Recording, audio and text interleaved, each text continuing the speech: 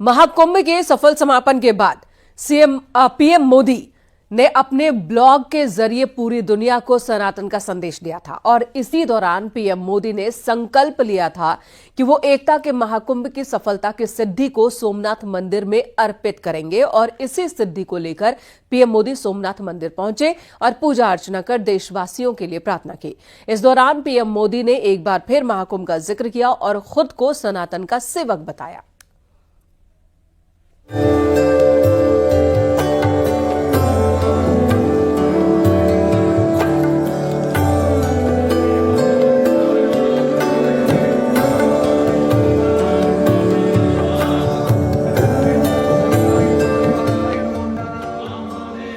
सनातन के सबसे बड़े आयोजन महाकुंभ के सफल समापन के बाद पीएम मोदी सौराष्ट्र में स्थित द्वादश ज्योतिर्लिंग में से प्रथम ज्योतिर्लिंग सोमनाथ महादेव के दर्शन पूजन करने पहुंचे।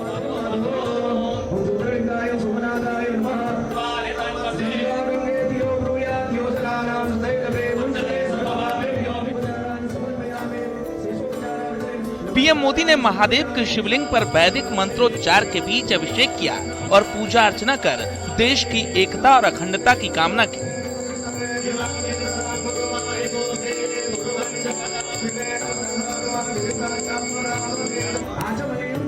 पीएम मोदी ने सोमनाथ मंदिर में पूजा अर्चना के साथ ही विश्व को सनातन का संदेश भी दिया। महाकुंभ के दौरान भी पीएम मोदी संगम में पवित्र स्नान कर चुके हैं और जब महाकुंभ का सफल समापन हुआ तो उन्होंने महाकुंभ की सफलता के लिए अपने ब्लॉग में इसे एकता का महाकुंभ बताया था। और इसी ब्लॉग में पीएम मोदी ने सोमनाथ मंदिर में दर्शन करने का जिक्र भी किया था।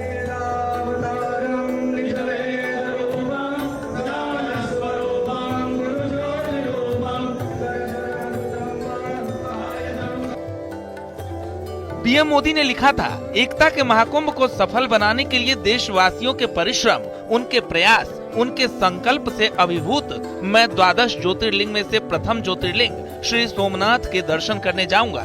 मैं श्रद्धा रूपी संकल्प पुष्प को समर्पित करते हुए हर भारतीय के लिए प्रार्थना करूंगा। मैं कामना करूंगा कि देशवासियों में एकता की ये अविरल धारा ऐसे ही बहती रहे।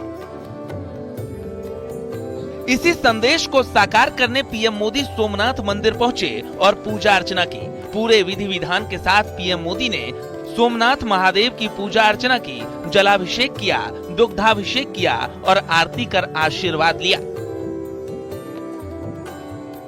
सोमनाथ दर्शन के बाद पीएम मोदी ने अपने पोस्ट में लिखा, प्रयागराज में एकता का महाकुंभ करोड़ों देशवासियों के प्रयास से संपन्न हुआ। मैंने एक सेवक की भांति अंतर्मन में संकल्प लिया था कि महाकुंभ के बाद द्वादश ज्योतिर्लिंग में से प्रथम ज्योतिर्लिंग श्री सोमनाथ का पूजन अर्चन करूंगा। आज सोमनाथ दादा की कृपा से वो संकल्प पूरा हुआ है। मैंने सभी देशवासियों की ओर से एकता के महाकुंभ की सफल सिद्धि को श्री सोमनाथ भगवान के चरणों में समर्पित किया। इस दौरान मैंने हर देशवासी के स्वास्थ्य एवं समृद्धि की कामना भी की।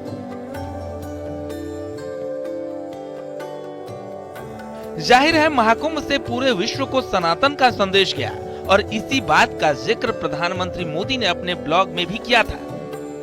उन्होंने कहा था कि आज पूरे विश्व में इस तरह के विराट आयोजन की कोई दूसरी तुलना नहीं है, ऐसा कोई दूसरा उदाहरण भी नहीं है। और इसी दौरान उन्होंने सोमनाथ दर्शन की बात भी कही थी।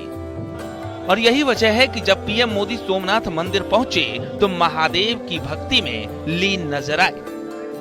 Bureau report, news 18।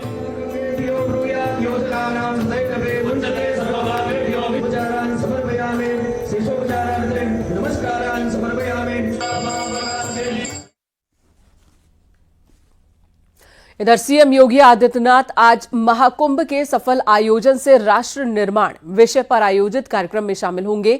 आईआईएम और भारतीय डाक सेवा के अधिकारी भी कार्यक्रम में शामिल होंगे। सीएम आवास पर दोपहर 3:15 पर यानी कि 3:15 बजे ये कार्यक्रम होगा।